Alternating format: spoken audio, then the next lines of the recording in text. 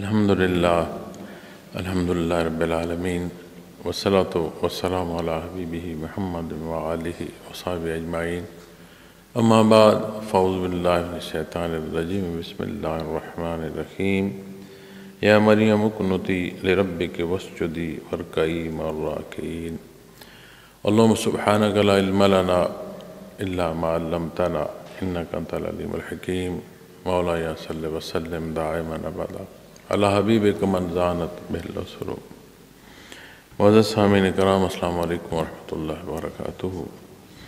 ارشاد باری تعالیٰ ہے، فرشتوں نے کہا مریم علیہ السلام یقیناً اللہ نے آپ کو چن لیا ہے، آپ کو پاک بنایا اور آپ کو تمام جہانوں کی بیویوں پر برگزیدہ بنایا ہے۔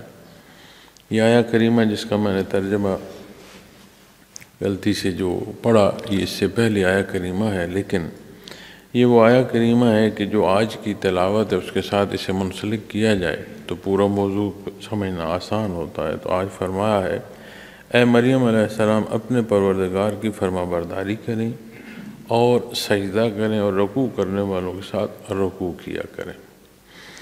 میرے ذہن میں یہ آیہ کریمہ جب ابھی میں تلاوت کر رہا تھا تو یہ پچھلی آیہ کریمہ بھی میرے ذہن میں تھی کہ اس کے ساتھ منسلک ہو تاکہ پورا موضوع سمجھ آئے۔ گو یہ پہلا حصہ جو ہے یہ پچھلے بیان میں عرض کر چکا ہوں، اور اللہ جل شانہ نے جو فرشتے مقرر فرمائے جنہوں نے حضرت مریم علیہ السلام کے پاس یہ حاضر ہو کر یہ گفتگو کی، تو میں نے ایک پہلو اور بھی عرض کیا تھا کہ یہ جو نوزائیدہ عمر ہوتی ہے، بچپنا ہوتا ہے، اس میں وہ جو والدین کی دیکھ بھال ہے، پھر بالخصوص والدہ کی جو ایک بچے کے لیے، نوزائیدہ کے لیے دیکھ بھال ہے، پھر اس کا جو عمر کے ساتھ بڑھنا ہے، اس کی ضروریات ہیں، اس کا خیال ہے، اور ایسی کیفیت اور حال بھی ہوتی ہے کہ بچہ جو چاہ رہا ہے وہ بتا نہیں سکتا، لیکن والدین خود سمجھ لیتی ہیں کہ بچے کی اس وقت کیا ضرورت ہے۔ اللہ کریم اپنی مخلوق کو 70 ماؤں سے زیادہ پیار فرماتے ہیں۔ تو 70 لفظ اس سے مراد گنتی یا شمار نہیں ہے، اس سے مراد ہے کہ بے حساب پیار فرماتے ہیں۔ مخلوق کا مخلوق کے مابین اتنا پیار نہیں جتنا اللہ جل شانہ اپنی مخلوق سے پیار فرماتے ہیں۔ تو جہاں بات آئی کہ انسان بحیثیت انسان یا رشتہ جو والدہ یا اولاد کا ہے، تو یہ تمام محبتوں میں اس کا ایک عجیب انداز ہوتا ہے، اور جو پہلو والدہ کا اپنی اولاد کی نسبت ہوتا ہے، کسی محبت کو بھی آپ ناپ تول نہیں سکتے، تو پھر اس کا اندازہ کیسے کیا جا سکتا ہے جو بالعموم زندگی میں محبتوں میں بھی ایک عجیب کیفیت اور حال رکھتی ہے یہ محبت۔ تو اللہ کریم اپنی مخلوق کو، اپنے بندوں کو 70 ماؤں سے زیادہ پیار فرماتا ہے، تو وہ کس طرح اور کتنی باریکی تک پہلوؤں کا اللہ کریم اپنی مخلوق کے لیے خیال فرماتے ہیں کہ ہمیں اس کا اندازہ بھی نہیں ہو سکتا۔ تو حضرت مریم علیہ السلام بچپن ہی میں والدہ نے آپ کو مسجد کے حوالے کیا، عبادت گاہ کے حوالے کیا، چونکہ آپ نے یہ منت مانی تھی، اور منت پر بھی میں نے گزارشات پیش کی، تو اس وقت جو منت مانی جاتی تھی یا جس کی اجازت تھی اس کے تحت انہوں نے منت مانی۔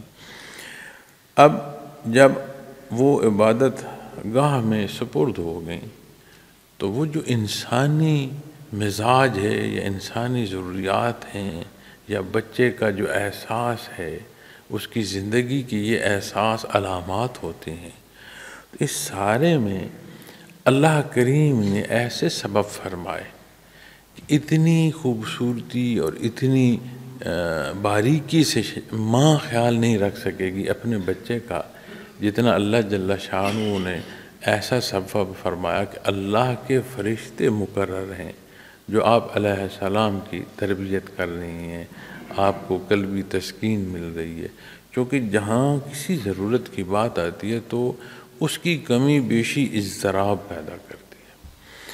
اب یہ اضطراب بندے کو تکلیف دیتا ہے، تو ہم نے یہ بھی دیکھا ہے کہ غلطی میں بڑھتے بڑھتے بڑھتے جب لوگ بہت مضطرب ہو جاتے ہیں تو وہ نشہ آور چیزوں کا استعمال کرتے ہیں، اور اگر ان سے پوچھا جائے کہ یہ جو نشہ آور چیز ہے اس کا استعمال غلط ہے، تمہیں نقصان دے رہا، کیوں کر رہے ہو، تو وہ ایک جواب دیتا ہے کہ میں اس سے سکون محسوس کرتا ہوں۔ کیا سکون محسوس کرتے ہو؟ ہوش ہی سلامت نہیں رہتا۔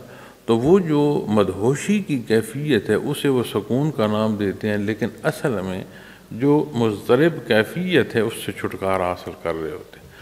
اور کہیں بھی جو خرابی ہے اس کی درستگی جو ہے وہ خرابی سے نہیں ہو سکتی۔ بالکل ایسے ہی جیسے آگ کو بجھانا ہو تو مزید آگ ڈالی جائے تو آگ بجھتی تو نہیں، آگ تو بڑھتی ہے۔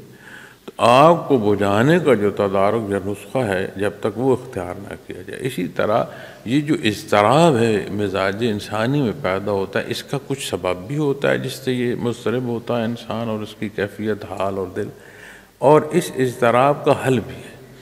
اور اس اضطراب کا حل جو ہے اللہ کریم نے اپنی یاد میں ارشاد فرمایا کہ الا بذکر اللہ تطمئن القلوب، دلوں کا قرار اللہ کی یاد میں۔ اس یاد تک پہنچنے کے لیے پہلا حصہ ہے ایمان۔ تو ایمان وہ بنیاد ہے جو سکون اور سکھ جس سے نصیب ہوتا ہے۔ اب بچے کی جب ضرورت کی بات کریں محترم سامعین کرام، تو اس کی چھوٹی چھوٹی ضرورت ایسی بھی ہوتی ہے جس سے وہ خود واقف نہیں ہوتا، لیکن وجود کی ایک اضطرابی کیفیت جو ہے اس کے اس احساس کے اعلان کا سبب بنتی ہے، وہ رونا شروع کر دیتا ہے، تک اسے وہ ضرورت پوری نہ ہو یا وہ تکلیف بڑھنا شروع ہو تو چیخ یا آواز رونا بڑھنا شروع ہو جائے۔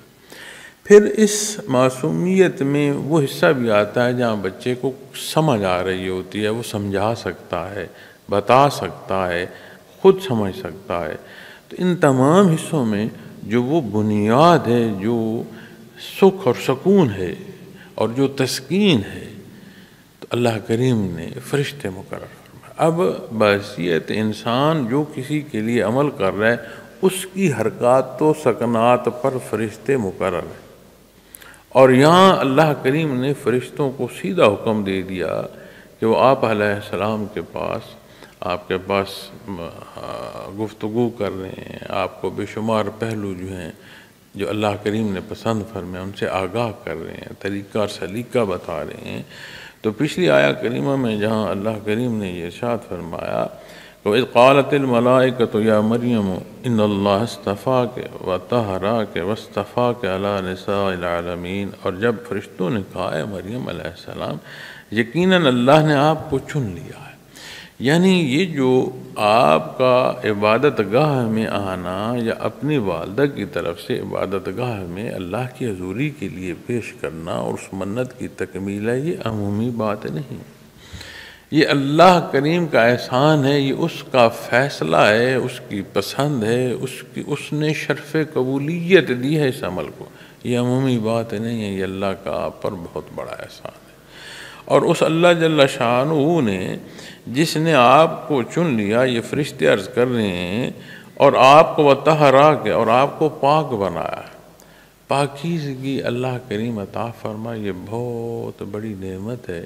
اور پاکیزگی کے دو پہلو، ایک حصہ وہ ہے جو ظاہر کا ہے، ایک حصہ ہے جو باطنی ہے۔ باطنی پاکیزگی جو ہے وہ ظاہر کی پاکیزگی جو ہے اس کا برقرار رکھنے کا سبب ہوتی ہے، وگرنہ ظاہری پہلوؤں میں ظاہر کی کوئی پاکیزگی بندہ رکھتے ہوئے اندر ناپاک ہو جائے تو وہ ظاہری پاکیزگی جو ہے وہ بھی کسی کام کے نہیں رہتی۔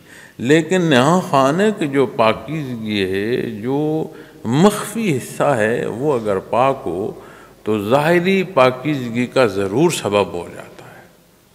لیکن جو جیسے میں نے عرض کیا کہ بنیاد جو ہے وہ ایمان ہے، ہر شے، ہر سوال، ہر مسئلے کا کچھ نہ کچھ حل ہوتا ہے۔ جیسے بیماری سے متعلق فرمایا گیا ہے نا کہ اللہ کریم نے کوئی ایسی بیماری دنیا میں پیدا نہیں فرمائی جس کا علاج نہیں اس نے پیدا فرمایا، ایسی کوئی بیماری نہیں اتاری گئی جس کا علاج اللہ نے نہ اتارا ہو۔ تو اسی طرح یہ جو نفاق ہے، یہ جو کفر ہے، یہ عجیب اور موذی قسم کے مراحل، اور ان امراض کا علاج جو ہے وہ بنیاد ہے جو دین اسلام عطا فرماتا ہے۔ تو محترم سامعین کرام، بہت بڑا حصہ ہے پاکیزگی کا، اور آپ خیال فرمائیں حضرت مریم علیہ السلام کا پیدا ہونا، آپ کا عبادت گاہ کے نذرانے کے طور پر پیش ہونا، اللہ کریم نے اسے پسند فرمایا اور فرمایا ان اللہ اصطفیٰ کے، کہ اللہ کریم نے آپ کو چن لیا۔ اب جسے اللہ کریم کی پسند یا اس کا چناؤ نصیب ہو وہ کیسا ہونا چاہیے؟ وَطَہَّرَكَ، اور آپ کو پاک بنایا۔ دوسرا حصہ جو عطا ہوتا ہے وہ پاکیزگی ہوتی ہے، اور پاکیزگی ظاہر سے باطن تک میں نے عرض کی کہ اصل پاکیزگی کے معنوں میں بات پہنچتی تب ہے جب یہ نہاں خانہ سے اس کی پاکیزگی ظاہر تک آئے۔ اور فرمایا اور آپ کو تمام جہانوں کی بیویوں پر برگزیدہ بنا۔ حضرت مریم علیہ السلام اور آسیہ زوجہ فرعون جو ہیں، ان دو ہستیوں کو اللہ کریم نے مثال کے طور پر بھی ارشاد فرمایا ہے ایمان والوں کے لیے کہ ان کی مثال فرمائی۔ پھر حدیث مبارکہ میں یہ دو مبارک نام بھی ارشاد فرمائے گئے ہیں، اور حضرت خدیجہ رضی اللہ تعالیٰ عنہ ام المومنین آپ کا ذکر فرمایا گیا ہے، حضرت فاطمہ رضی اللہ تعالیٰ عنہ کا ذکر فرمایا گیا ہے، حضرت عائشہ صدیقہ رضی اللہ تعالیٰ عنہ کا ذکر فرمایا گیا ہے، اور عظمت کے پہلوؤں میں بیان فرمایا گیا ہے، اللہ کریم کی خصوصی عطا کے پہلوؤں میں بیان فرمایا گیا ہے۔ لیکن جو بنیاد ہے اس تمام عطا میں وہ اللہ جل شانہ کی ذات ہے۔ پھر وہ پہلو جو اس کی عطا کے ہیں، اس نسبت دیکھنا چاہیے کہ کن پہلوؤں یا جسے عطا ہوا اسے کیسا پہلو زندگی کا نصیب ہوا، چاہے جائے کہ اس عطا کے تقابل میں کوئی یا بحث میں کوئی پھنسنا شروع کر دے کہ کس شان کی اور کس بلندی کی کہاں کی بات ہے۔ جو عطا ہے اور اس عطا سے جو نتائج ہیں یا جن پہلوؤں پر عطا ہے، جب اسے دیکھیں گے تو ہمیں اپنی وہ ذمہ داری جو ہم سے متعلق ہے وہ سب سے اول حصوں میں نظر آئے گی۔ تو جب اپنی ذمہ داری، اپنی بنیاد کو دیکھو گے تو کہاں فرصت ملے گی کہ بندہ کسی اور طرف سوچ سکے۔ بمشکل بندہ اپنے معاملات پورے کرتا ہے۔ آپ کچھ نہ کہہ رہے ہوں، آپ خاموش بیٹھے ہوں، آپ کچھ کر بھی نہ رہے ہوں، تو بھی ایک تلاطم جو ہے وہ برپا ہوتا ہے جو بحر خیالات کا ہے۔ اس میں نفس کی اپنی جو ہے حدت ہے، شیطنت کا اپنا وسوسہ ہے، گرد و پیش کے حالات جو ہیں ان کا اپنا اثر ہے۔ تو بندے کے لیے ممکن نہیں رہتا کہ وہ اپنے جو متعلقہ حصے ہیں ان سے باہر کسی طرف جھانکے، اگر وہ اپنی ذمہ داری کی طرف دھیان کر رہا ہو۔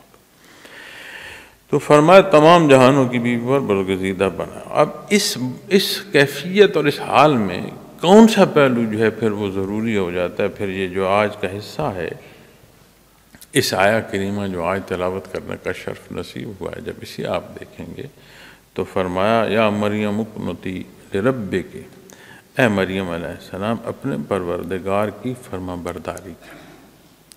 اب فرما برداری جو ہے یہ غیر مشروط ہے، یا ایسا نہیں ہے کہ کچھ حصوں میں فرما برداری ہو اور کچھ حصوں کو چھوڑ دیا جائے۔ انسانی زندگی جو ہے یہ ایک جہد مسلسل ہے اور ایک ایسا سفر ہے جو لمحہ لمحہ جاری ہے، اور ہر لمحے میں اس کی کوئی نہ کوئی کسی نہ کسی پہلو کی قوت کا استعمال ہے، ذہنی استعداد کا استعمال ہے، وجودی استعداد کا استعمال ہے، کہیں نہ کہیں کوئی نہ کوئی پہلو بروئے کار لایا جا رہا ہے۔ لیکن یہ سارا کچھ اللہ کی دین ہے اور اللہ کی امانت ہے۔ اب جس امانت کا استعمال مخلوق کر رہی ہے تو یقیناً جو اللہ کی عطا ہے اس کا حساب دینا۔ تو جب بات حساب کی آ جائے گی تو آپ غور فرمائیں کہ کہاں کس کے پاس فرصت ہے کہ وہ کسی اور کا سوچے کہ وہ کیا کر رہا ہے، کیوں کر رہا ہے۔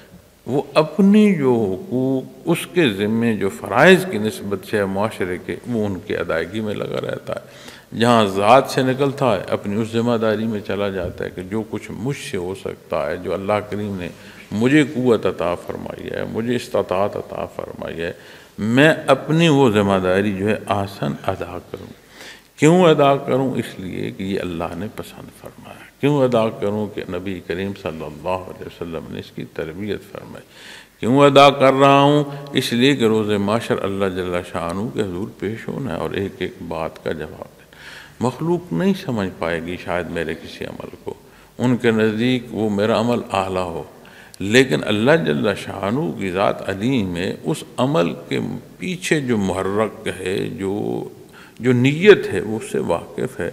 تو اس عمل کا جو ترازو کی تول ہے، اس کا انحصار اس نیت پر ہو. تو مخلوق بھلے تعریف کرتی رہے، لیکن عند اللہ وہ حصہ جو قرآن فرماتا ہے کسی کے ساتھ کوئی زیادتی نہیں کی جائے گی، بلکہ اللہ کریم غلطی پر غلطی کے مطابق سزا کا ارشاد فرماتے ہیں اور اچھائی پر بدلہ زائد ارشاد فرماتے ہیں.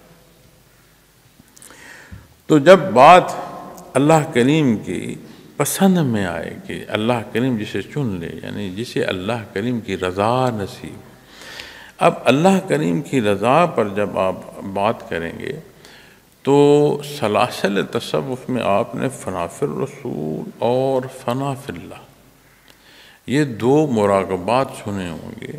اور بالخصوص جو احباب سلسلہ ہیں جن کی تربیت کی جاتی ہے، جو ان اسباق میں پہنچے، ان سے گزرے یا ان تک رسائی نہیں ہوئی، ہر کوئی کسی نہ کسی درجے میں ایک واقفیت رکھتا ہے. بھلے کوئی ایک سبق کے نام کے حوالے سے جانتا ہے، بھلا کسی کو وہ سبق حاصل ہے اس کی کیفیت کو جانتا ہے، بھلا اس سے وہ درجے کا ادراک جو پختگی ان اسباق کی ہے وہ اس کے شامل حال ہے.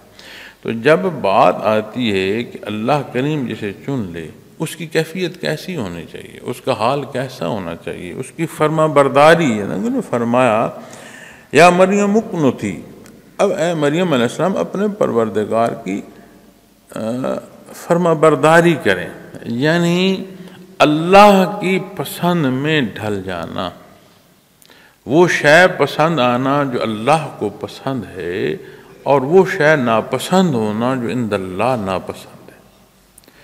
اب اس کیفیت کو فنا فی اللہ نہیں کہیں گے تو پھر اور کیا کہیں؟ پھر اللہ کریم کا یہ احسان ہے کہ جو مکلف مخلوق ہے اسے یہ استعداد نصیب ہو جائے کہ اللہ کی پسند میں ڈھل جائے. یہ بہت بڑا اس کا کرم اور احسان ہے کہ یہ قوت عطا فرما. وگرنہ جو غیر مکلف حصے ہیں یا آپ بالخصوص نوری مخلوق کی بات کر لیں تو ان کے ساتھ احتیاج وابستہ نہیں ہے، عوارضات وابستہ نہیں ہے. جو حکم دیا جا رہا ہے عین صلاحیت رکھتے ہیں اس کی تکمیل کا، نہ اعتراض ہے، نہ تھکاوٹ ہے، نہ کوئی اور خواہش ہے. ان کا اسی میں قرار ہے، اسی میں سکھ ہے، اسی میں ان کی طاقت ہے.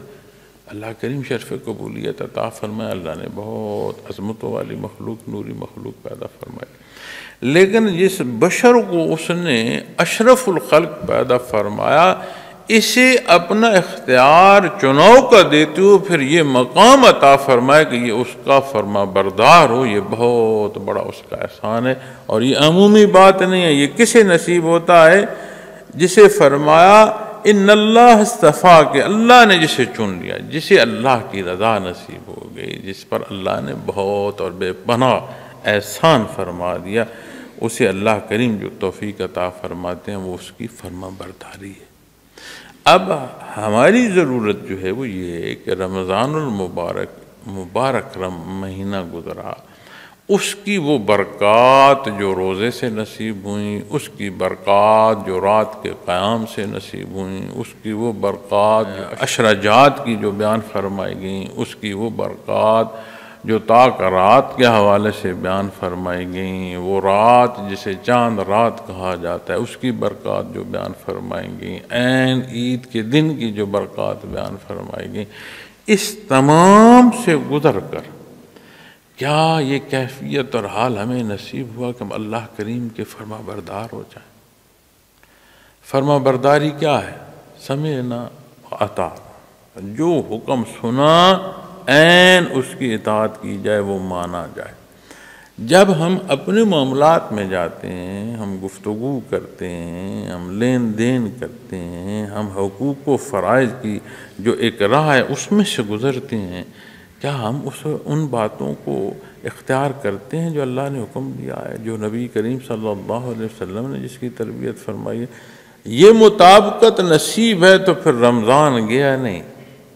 رمضان کی جو برکات ہیں وہ ہمیں ایسی نصیب ہوئی کہ ہمیں لے کر چل رہی ہیں۔ کیوں؟ یہ وہ پہلو ہے جسے اللہ چن لے، جو اللہ کی پسند میں ڈھل جائے، اسے کیا نصیب ہوتا ہے؟ اسے فرما برداری نصیب ہوتا ہے۔ اب یقیناً ہر ایک کا اپنا مقام ہے۔ حضرت مریم علیہ السلام جو ہیں، انہیں اللہ کریم نے چن لیا ہے، اور ان کے لیے ان کی والدہ محترمہ کی جو دعا ہے بی بی صاحبہ کی، اسے سبب فرمایا ہے۔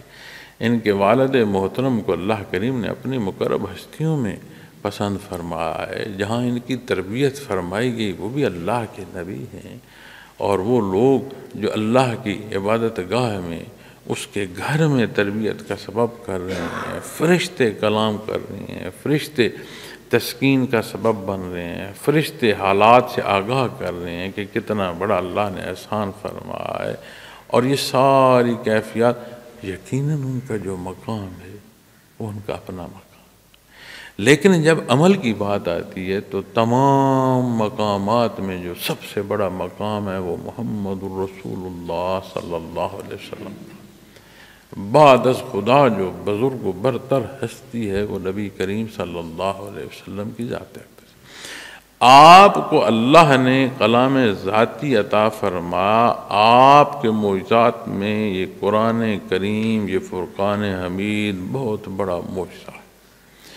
آپ نے اللہ کی وحدانیت سے اس کے احکامات تک اور ایک ایک پہلو اپنی زندگی کا تا دم واپسی کی، جب آپ نے دار دنیا سے پردہ فرما، ایک ایک حصے پر عمل فرما۔ اب آپ کا وہ ایمان کا درجہ ہمارے الفاظ اور ہماری دسر سوچ کی اس سے باہر ہے، کیا بے پناہ بلندی ہو۔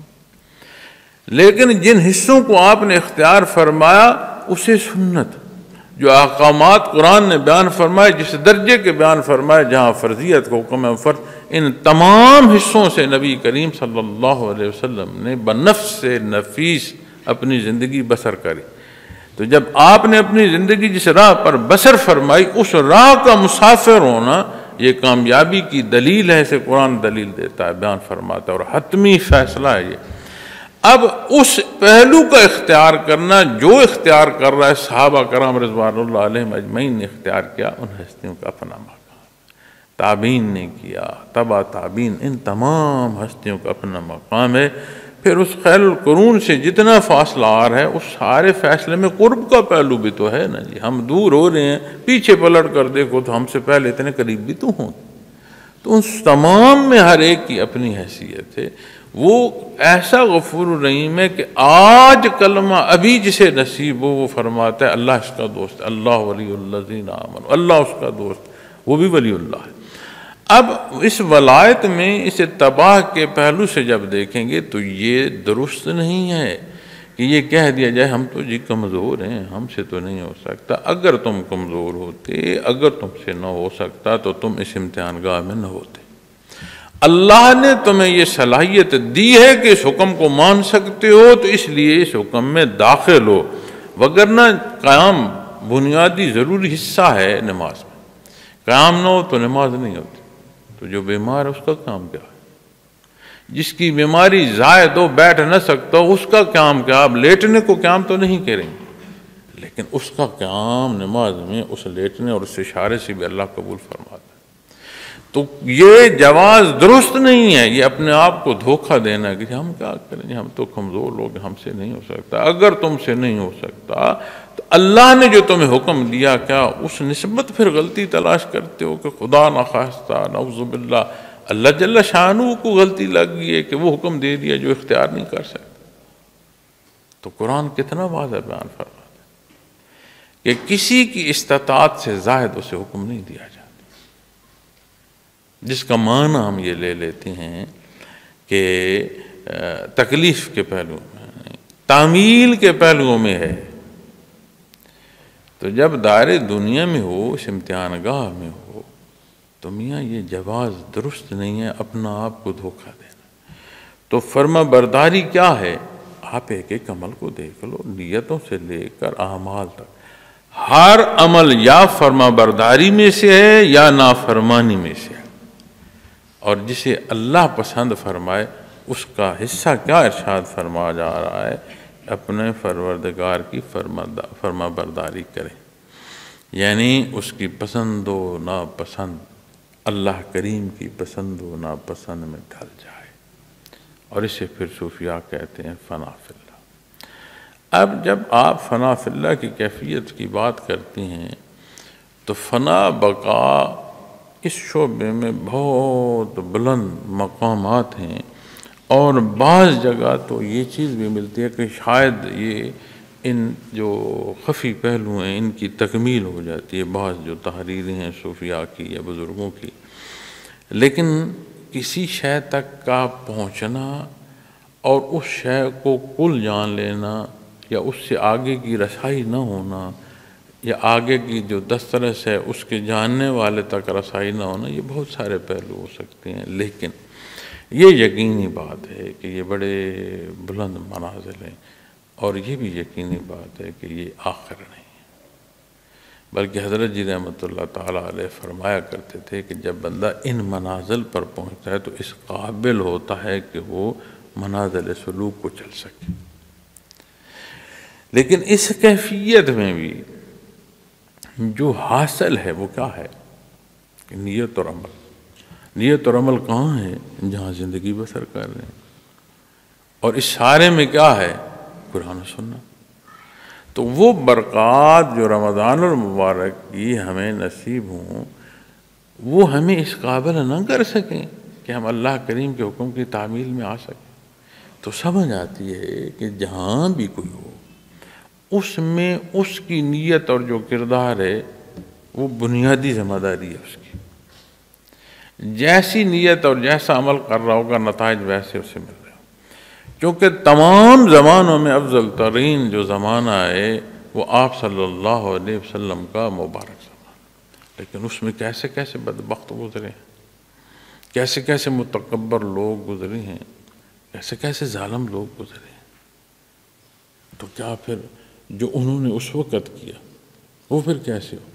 اس کا مطلب ہے کہ جہاں جو ہے امتحان تب ہے جب اس کا اپنا اختیار ہو، تو انہوں نے اپنے اختیار کا غلط استعمال کیا ہے، تو جب غلط استعمال کیا تو جتنا موقع تھا اس کے مطابق پھر سوال اتنا بڑا ہو جائے، تو یہ کوئی جواز نہیں ہے کہ ہم تو کمزور ہیں، ہم کیا کر سکتے ہیں، کیا ہو سکتا ہے، نہیں، اللہ نے جس کو جہاں جس قوت کے ساتھ جب تک کے لیے پیدا فرمایا عین اس کا وہ مقام ہے، اس کی ذمہ داری ہے کہ یہ جو حکم اسے دیا جا رہا ہے پورے خلوص کے ساتھ اس کی تعمیل میں اپنی پوری قوت صرف کر دے، نتائج کہاں نکلتے ہیں یہ اللہ جل شانہ کے دست قدرت میں۔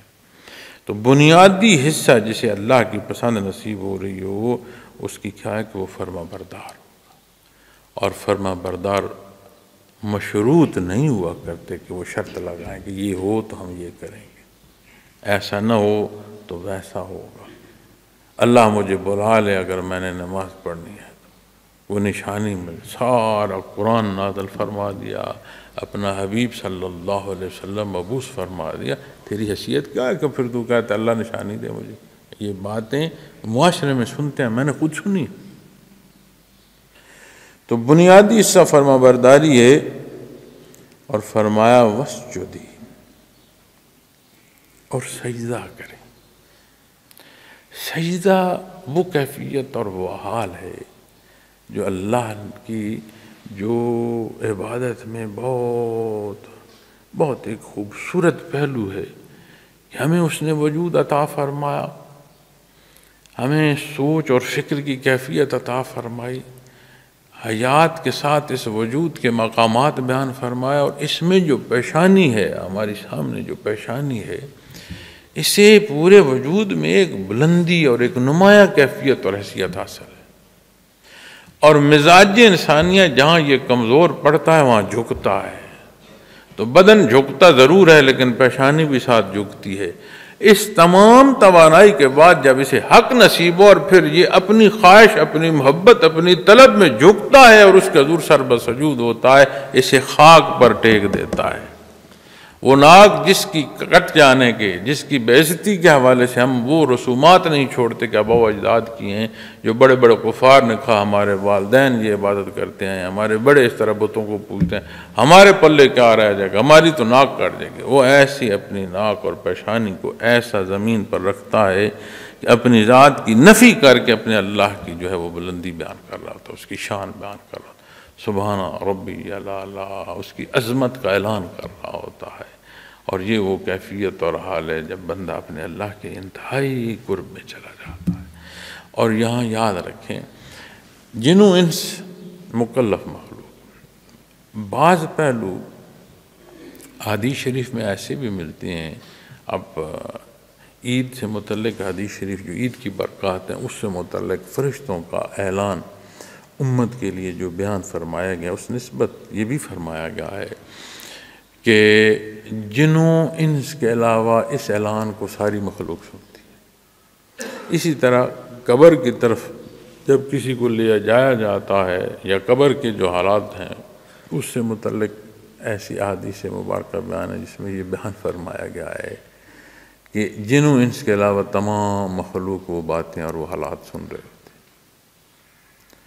یہ دو وہ مخلوق ہے جو مکلف ہے، لیکن جو کچھ ہے، بھلے وہ ایک خاک کا ذرہ ہے یا بلند ترین اور بہت حجم والا پہاڑ ہے، بھلے وہ ایک قطرہ ہے یا بھلے 3 حصوں کا جو پانی ہے سمندروں کی نسبت، تمام خلائق میں داخل ہیں، تمام مخلوق میں داخل ہیں، اور تمام مخلوق قرآن فرماتا ہے کہ یہ جو سائے ہیں یہ بھی اس کی عبادت کر رہے ہوتے ہیں۔ کیا تو نہیں دیکھتا کہ سائے ایسے ڈھل جاتے ہیں جیسے اس کا سجدہ کر رہے ہیں؟ یہ قرآن بیان فرماتا ہے۔ تو ہر مخلوق جو ہے اپنے اللہ کی عبادت کرتی ہے۔ حضرت داؤد علیہ السلام کے ساتھ قرآن نے نہیں بیان فرمایا کہ پہاڑوں کو ان کے ساتھ تسبیح پر لگا دیا، پرندوں کو ان کے ساتھ تسبیح پر لگا دیا۔ تو ہر شے تسبیح کر رہی ہے، ہر شے کا رکوع و سجود ہے۔ اور جب فرمایا وَاسْجُدِي وَارْكَعِي مَعَ الرَّاكِعِينَ، کہ سجدہ کریں رکوع کرنے والوں کے ساتھ رکوع کیا کریں، یعنی رکوع و سجود ہو رہا ہے، اللہ کریم کی عظمت ہے، وہ عظیم ہے، اس کے حضور جو عبادت کر رہے ہیں اس میں شامل ہو جائیں۔ اب عبادت میں جب ہم شامل ہوتے ہیں تو الحمدللہ رب العالمین الرحمن الرحیم مالک یوم الدین ایاک نعبد و ایاک نستعین اہدنا الصراط المستقیم صراط الذین انعمت علیہم غیر المغضوب علیہم ولا الضالین۔ اب آپ غور فرمائیں، کہاں اس کے شکرانے سے بات شروع ہوئی، کہاں عبادت میں جمع کے صیغے پر پہنچے کہ جن پر انعام ہوا ان جیسا معاملہ نصیب ہو۔ ایسا نہیں کہ جن پر غضب نازل ہوا ان جیسا نہیں، ان سے اس کیفیت اور حال سے اللہ اپنی حفاظت فرمائے۔ اب جب انعام والوں کی بات آئے گی تو پھر وہ حصہ جو مثبت حصہ ہے اس میں بالعموم سے لے کر بلند ترین ہستیوں تک بات چلی جائے گی۔ عامت الناس کی بات آئے گی، اس میں پھر اسی طرح خیر القرون کے حصوں کی بات آئے گی، انبیاء علیہ السلام کے جو خدا میں ان کی بات آئے گی، انبیاء کی بات آئے گی، رسول کی بات آئے گی، اولو العزم پیغمبروں کی بات آئے گی، پھر نبی کریم صلی اللہ علیہ وسلم کی عظمت کی بات آئے گی۔ ایک جماعت جسے اللہ کی رضا ہے اس میں مقامات اپنے ہیں، لیکن ایک حصہ جو ہے وہ واضح ہو جائے گا کہ حق کہاں ہے، اس میں جا بندہ شامل ہوتا ہے۔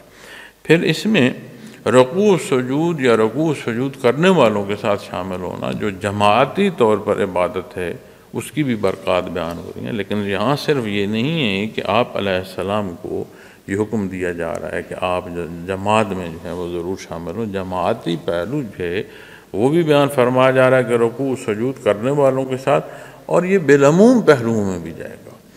اب جب آپ اللہ اللہ کرتے ہیں تو کیفیات کا ایک حال اور ایک انداز ایسا ہے کہ کوئی صاحب دل جب اللہ کی یاد میں بیٹھتا ہے نا، وہ کس لطیفے پر ہے یا کس مراقبے میں کس کیفیت میں ہے، جب وہ اس میں منہمک ہوتا ہے، اپنے اللہ کی یاد سے وابستہ ہوتا ہے، گرد و پیاش کا خیال ہٹ جائے اور وہ حصہ راسخ ہونا شروع ہو جائے، تو وہ اللہ اللہ صرف وہاں اس کے وجود اور اس کی کیفیت یا قلب تک نہیں رہتی، وہ قلب سے اٹھتی ہے، وجود میں پھیلتی ہے، اور پھر اس طرح ایک ایسا ارتعاش پیدا ہوتا ہے کہ زمین کے ذرات سے لے کر فضاؤں کی وسعتوں تک جب اللہ اللہ کر رہا ہوتا ہے ایسے دائرہ بڑھنا شروع ہو جاتا ہے۔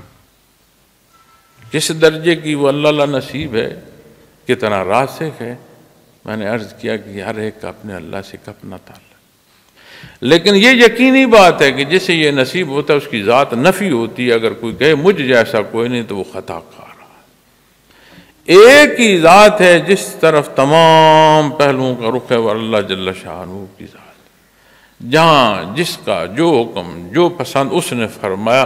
تمام حصوں کی جب تکمیل پر بھی بحث جا کر کرو گے تو بھی نسبت اور شہادت اللہ جل شانہ کی ذات تک جا پہنچے۔ اس لیے جب بات آتی ہے سجدہ کرنے کی، رکوع کرنے کی یا رکوع والوں کے ساتھ کرنے کی، ہمہ وقت مخلوق اپنے اللہ کی عبادت کر رہی ہے، اللہ کریم کی عبادت ہو رہی ہے، اس عبادت میں جسے کوئی دوسرا حصہ نہیں ہے، جس کے ساتھ کوئی نفسانی خواہشات نہیں ہے، تو یقیناً اس کی عبادت شرف قبولیت میں۔ اب آپ درود شریف کے دیکھیں کہ قرآن کریم فرماتے ہیں ان اللہ و ملائکۃ، اللہ اور فرشتے درود شریف یصلون علی النبی، اپنے نبی صلی اللہ علیہ وسلم پر درود بھیجتے۔ پھر بندے مومن کو مخاطب فرما، کون؟ آمنو، کیا کرو؟ صلو علیہ وسلم، آپ صلی اللہ علیہ وسلم پر درود و سلام۔